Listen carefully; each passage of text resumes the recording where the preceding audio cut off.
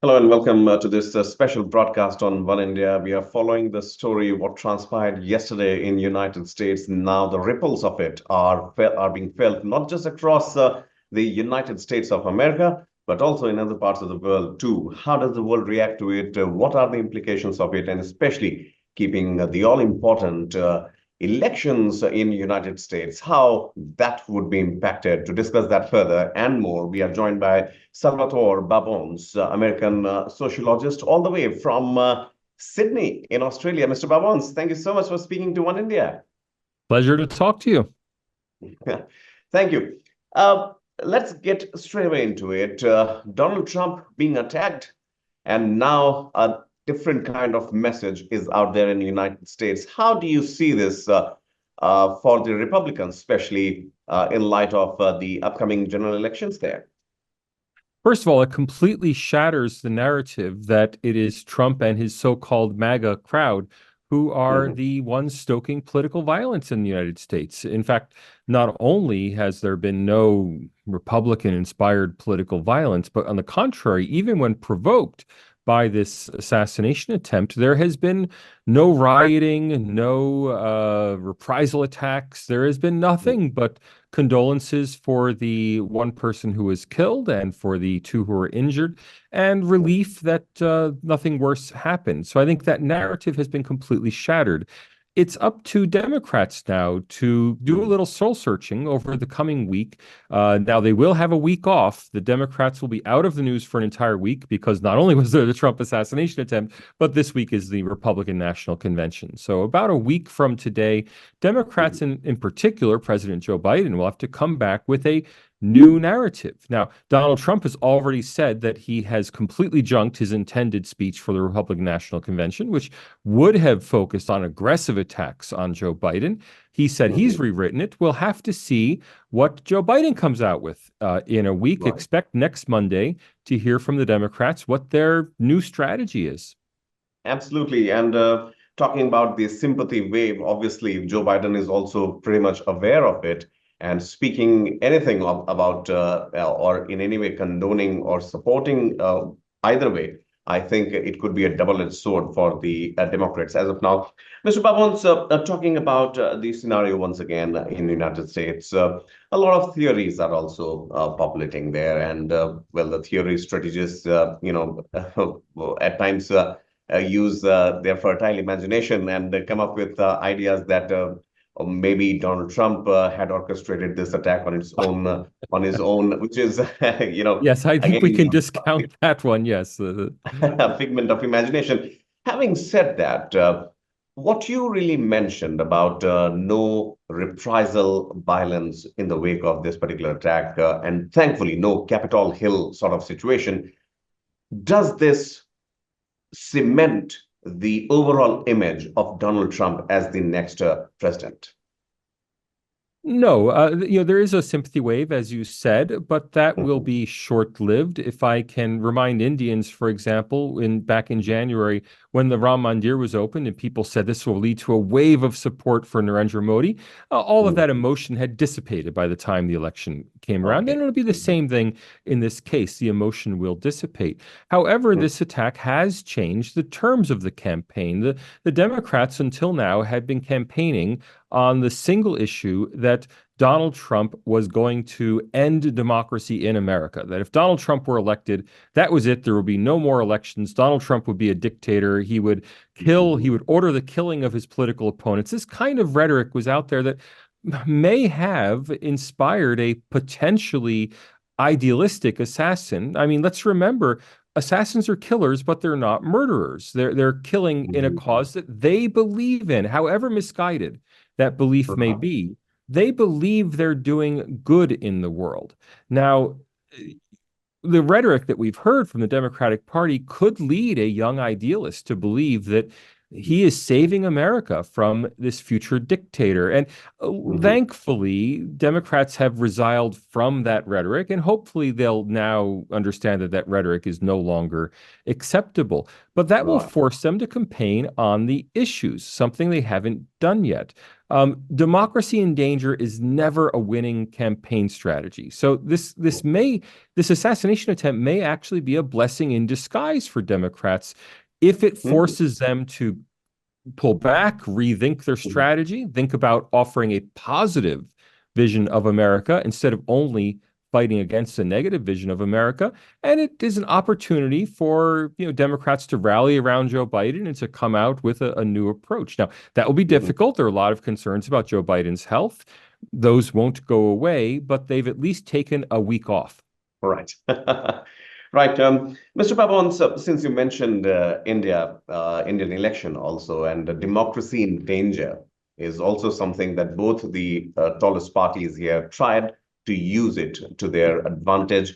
Although, as you rightly mentioned, there was subsequent loss to the ruling party of the BJP. Nevertheless, uh, when it comes to Joe Biden, he is also facing a different sort of battle on ground, which is related to his age. And some are saying that he is not in the capacity to rule the country for another 4 years. I mean, if that could, do you think that more and more focus would be needed there to maybe to counter that kind of narrative for the Democrats as of now? It's not just some saying that, leading Democrats are saying that. And in fact, top Mhm. Democratic donors have paused funding for the Biden campaign because they don't want to support him. They want to pressure him to withdraw. To be clear, Joe Biden cannot be forced out except through the legal operation of the Constitution, which would require Mhm. such an enormous burden, a legal burden to do it. It's inconceivable. So he can't be forced off the ticket. What can happen is that leading Democrats can exert so much pressure, especially leading donors, by withholding funding unless he withdraws, that he's forced out of the race. Now, there was a lot of pressure for that up until just 2 days ago. Right. Now we're going to have this 1 week break. It's a breather Mhm. for Joe Biden to get his donors to rally Gather. back around him. We don't know if he'll be successful at that. We'll find out in about a week's time. He clearly has to put these suggestions that he's unfit to govern to rest. And personally, I think it will be very difficult for him to do that. I think if you listen Mhm. carefully to his words after the Trump assassination attempt, the words he said, if you look at the transcript, were very reasonable. If you listen to Mhm. him saying them, they sound slurred. They sound like he's having Mhm. difficulty literally mouthing the words. It wasn't a very positive what a very positive look. But I'm not a neuropsychologist. I can't tell you what his current state is. We'll just have to see what he decides to do next week. Right, that NATO Me Too actually got the shutterbugs and the media, the press at least, talking once again about the age-related issues there. Mr. Babans, one final question before I let you go. I know it's past 10 o'clock in that part of the world where you are in Sydney, Australia. The gun culture. Donald Trump was one vociferous supporter of this whole right of the Americans. Now, the same thing, in your opinion, do you think it has somewhere down the line is a taste of his own medicine, or maybe something has bounced back at him or fired back at him? There is no chance that this attack will reduce American support for private ownership of firearms. And I can state that categorically. Donald Trump is Okay. not so much in favor of gun ownership as his voters are.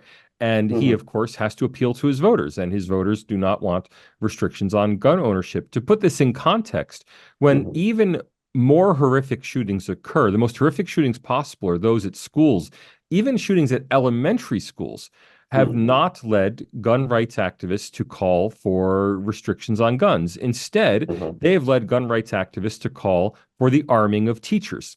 So if this, well, I'm very serious. So Yeah. and there are states in the United States that have passed legislation to allow teachers in classrooms to carry Carry firearms.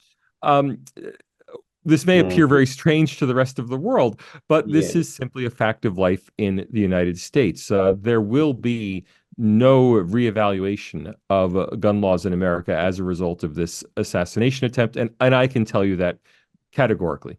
Okay, fine. I know I told you the last question, but just as you being an American sociologist, very close to what people think, how they react to perceptions and opinions in general, what is your understanding? Come October and November of this year, where do you see the tilt shifting to, Republicans or Democrats?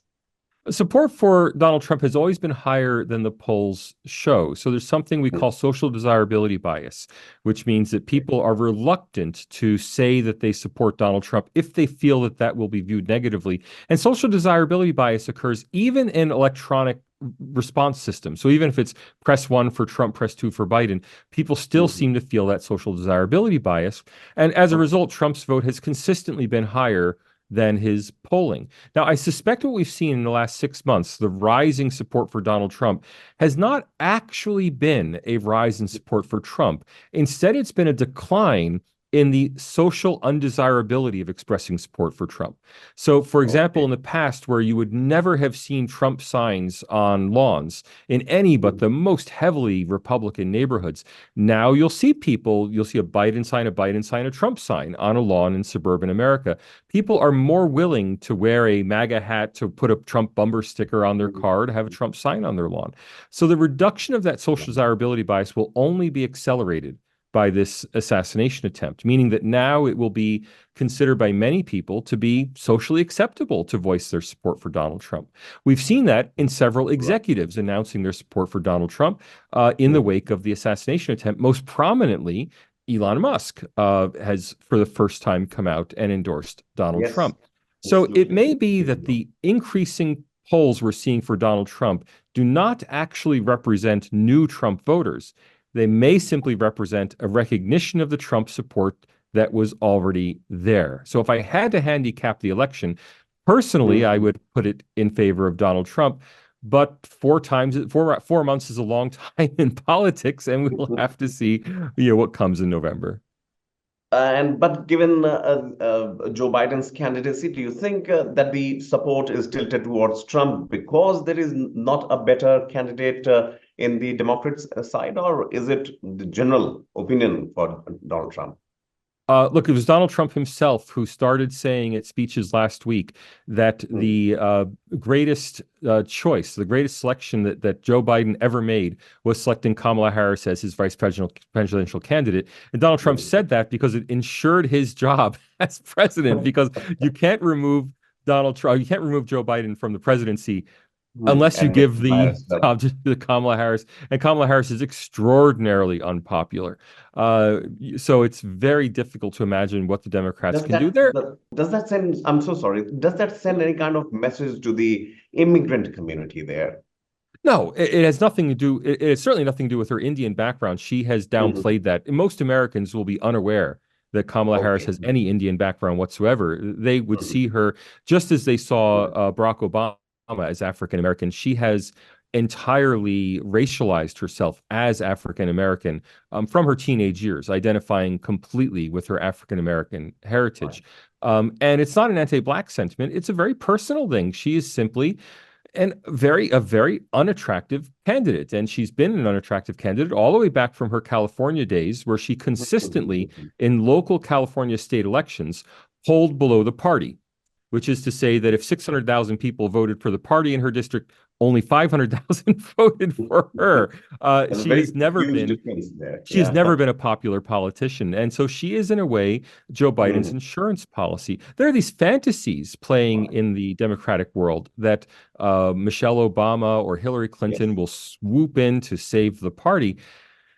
But But from a realistic standpoint, that's very difficult to do. The is candidate, for all practical purposes, seems to be Joe Biden, unless he decides that he can't physically conduct the campaign, in which case the candidate will Mhm. be Kamala Harris. Oh, okay. Mr. Salvatore Babones, thank you so much for speaking to One India, bringing this perspective. The attack, the fallout, and beyond is something that not just, as I said in the beginning, United States is watching closely, but rest of the world too. And you being in Australia, Sydney, as of now, obviously tells volumes. And we in India obviously are keeping a close eye, and we hope to have you more on our show here, which is a special show in the run-up to the US elections. Thank you so much this evening joining us on One India. Always love to chat. Thank you. Don't miss out.